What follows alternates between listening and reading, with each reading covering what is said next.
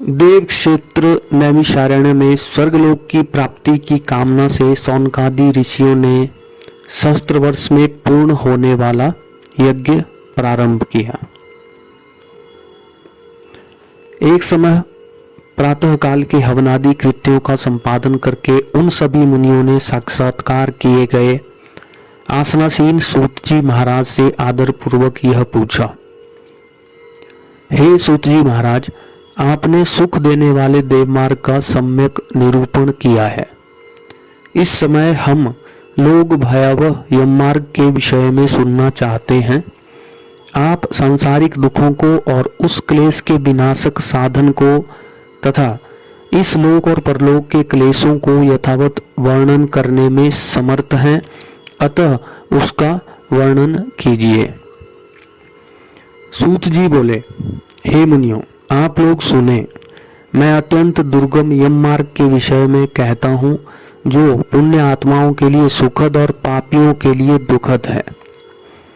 गरुड़ जी के पूछने पर भगवान विष्णु ने जैसा कुछ कहा था, मैं उसी प्रकार आप लोगों के संदेह की निवृत्ति के लिए कहूंगा।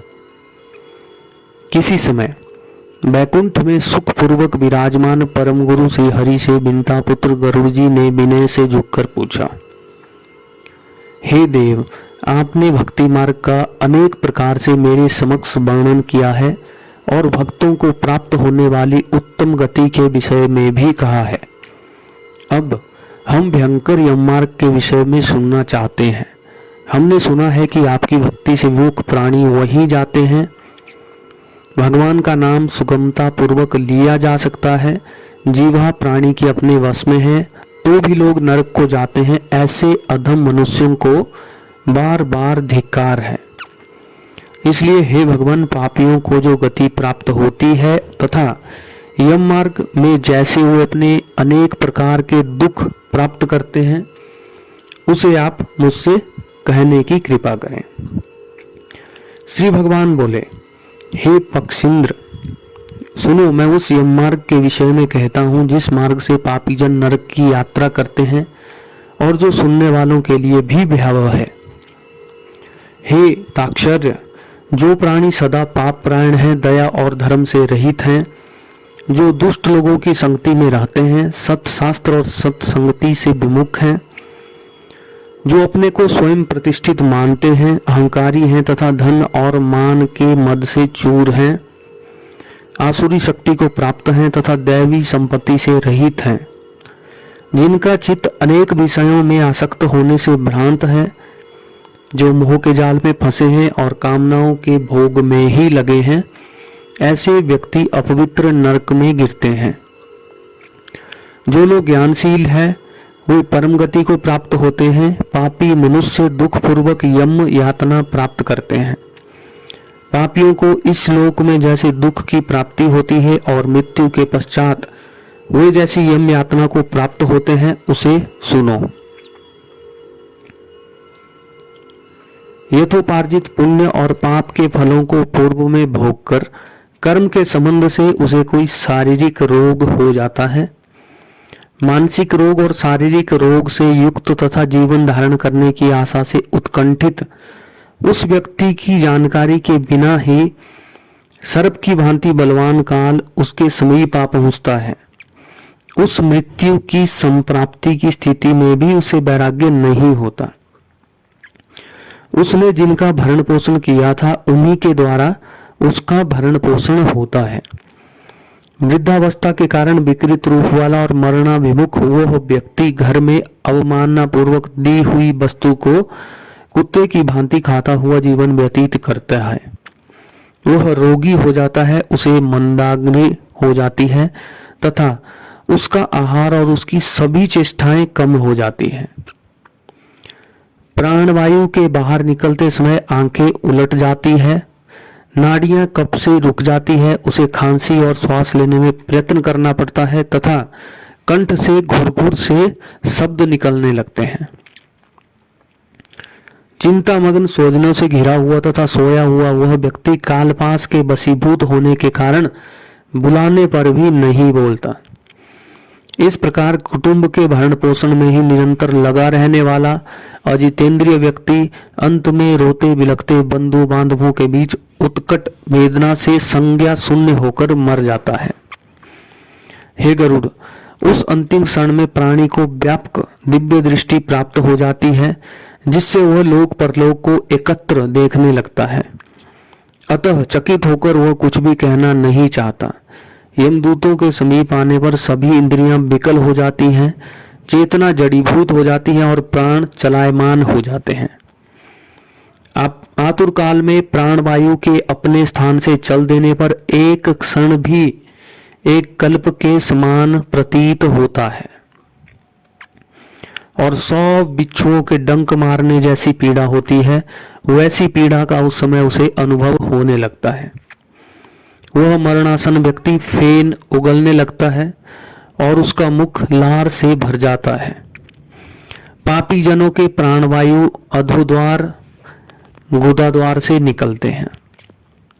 उस समय दोनों हाथों में पास और दंड धारण किए नग्न दांतों को कटकटाते हुए क्रोधपूर्ण नेत्र वाले यम के 2 भयंकर दूत समीप में आते हैं। उनके केस ऊपर की ओर उठे होते हैं, वे कौवे के समान काले होते हैं और टेढ़े मुख वाले होते हैं तथा उनके नख आयुध की भांति होते हैं। उन्हें देखकर भयभीत हृदय वाला वह मरणासन प्राणी मलमूत्र का विसर्जन करने लगता है। अपने 5 भौतिक शरीर से हाय हाय करते हुए निकलता हुआ तथा यमदूतों के द्वारा पकड़ा हुआ वह अंगुष्ठ मात्र प्रमाण का पुरुष अपने घर को देखता हुआ यमदूतों के द्वारा यातना देह से ढक करके गले में बलपूर्वक पासों से बांधकर सुदूर यम मार्ग पर यातना के लिए उसी प्रकार ले जाया जाता है। जिस प्रकार राजपुरुष दंडनीय अपराधी को ले जाते हैं, इस प्रकार ले जाते हुए उस जीव को यम के दूत तर्जना करके डराते हैं और नरकों के तीव्र भय का पुनः पुनः वर्णन करते हैं। यमदूत कहते हैं, अरे दुष्ट, शीघ्र चल, तुम यमलोक जाओगे। आज तुम्हें हम सब कुंभी पाक आदि नरकों में शीघ्र ही ले जाएंगे। इस प्रकार यमदूतों की वाणी तथा बंधु बांधवों का रुदन सुनता हुआ वह जीव जोर जोर से हाहाकार करके विलाप करता है और यमदूतों के द्वारा प्रताड़ित किया जाता है। यमदूतों की तर्जनाओं से उसका हृदय विदीर्ण हो जाता है, वह कांपने लगता है। रास्ते में उसे कुत्ते काटते हैं और अपने पापों का स्मरण करता हुआ वह पीड़ित जीव यम मार्ग में चलता है। भूख और प्यास से पीड़ित होकर सूर्य, दावाग्नि एवं वायु से संतप्त होते हुए और यमदूतों के द्वारा पीठ पर कोड़े से पीटे जाते हुए उस जीव को तपी हुई बालुका से पूर्ण तथा विश्राम रहित और जल रहित मार्ग पर असमर्थ होते हुए भी बड़ी कठिनाई से चलना पड़ता है। थककर जगह जगह गिरता और मूर्छित होता हुआ वह पुनः उठकर पापी जनों की भांति अंधकारपूर्ण योग यमलोक में ले जाया जाता है। 2 अथवा 3 मुहूर्त में वह मनुष्य वहां पहुंचाया जाता है और यमदूत उसे घोर नरक यातनाओं को दिखाते हैं। मुहूर्त मात्र में यम को और नारकीय यातनाओं के भय को देखकर वह व्यक्ति यम की आज्ञा से आकाश मार्ग से यमदूतों के साथ पुनः मृत्यु लोक में चला आता है।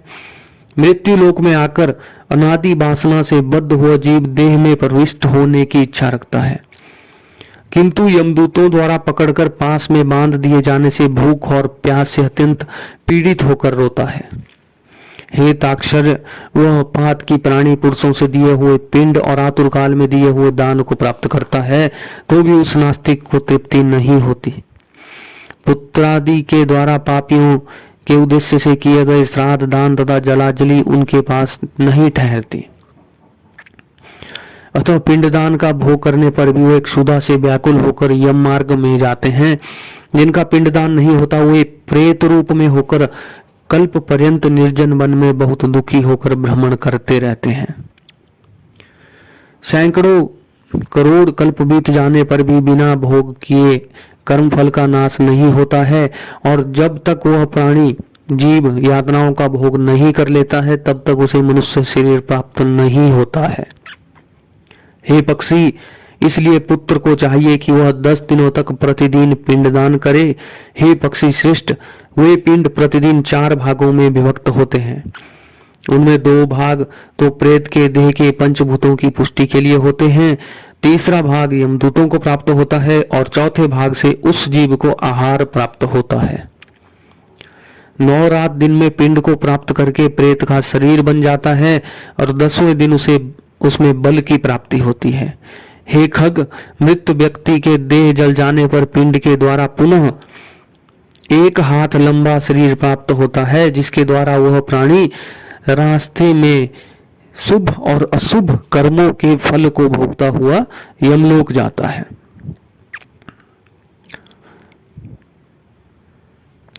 पहले दिन जो पिंड दिया जाता है उससे उसका सिर बनता है, दूसरे दिन के पिंड से गर्दन और कंधे तथा तीसरे पिंड से हृदय बनता है।